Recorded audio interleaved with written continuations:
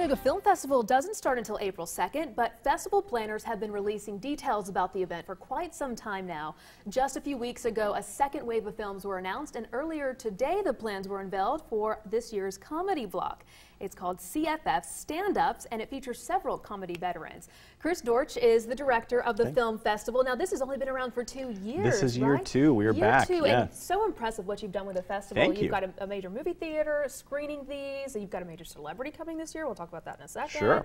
And you really just made this something Chattanoogans want to keep around. I hope so. I think like Riverbend, which is one of those events that's kind of a cultural feather in the cap for the whole city, there's a lot of movie fans here too. We want to make sure this becomes that exciting for people every year when it rolls around. Talk about some of the films we're going to see. Gosh, this year I'm absolutely in love with everything on our lineup. We've agonized over every single choice, and depending on what type of movie you like to watch, there really is a little bit of something for everyone. We've got great romantic comedies, like a film called Amira and Sam, which stars Martin Starr, who's getting a lot of love and press lately for being on the HBO show Silicon Valley. We have an unbelievable horror film called It Follows that I absolutely love. We have an Oscar-nominated documentary by Wim Wenders called Salt of the Earth about one of the greatest photographers who ever lived. Even our family programming is really amazing stuff. Both the family films this year were nominated for Oscars, Song of the Sea, and really great film called The Tale of Princess Kaguya. So there's all kinds of great stuff. No matter what you like to watch, we got you covered. That's great. And so you've got somebody coming in, somebody special that we do.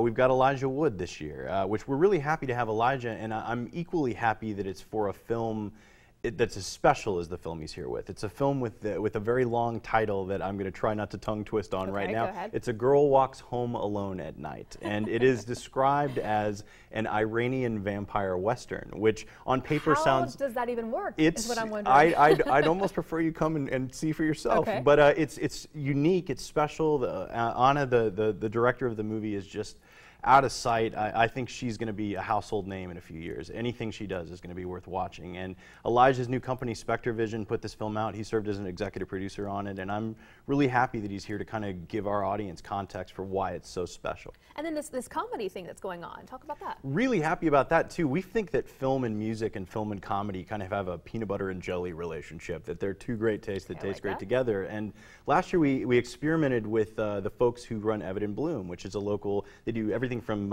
sketch comedy videos for the internet to comedy showcases, and they've come on board to help us again. We've got everything from comedy films, like we got a big one straight out of Sundance called Call Me Lucky that was made by Bobcat Goldthwait, who's himself a legendary stand-up. He's become a filmmaker. Well, he's really been a filmmaker for a while, but this is his most recent film, and it's about Barry Crimmins, a legendary stand-up comedian. Unbelievable film. We also have Kyle Kinane, who is, for my money, one of the best stand-ups working in America today. He's actually the voice of Comedy Central. If you hear any, you're watching Comedy Central, that's Kyle. And we love him to death. He's a movie buff himself, so it just made all the sense in the world to plug him in. So much going on, and even some workshops so people can participate. Definitely. We have a documentary filmmaking workshop taught by a filmmaker named Mark Cavino at a very acclaimed music doc a year or so ago.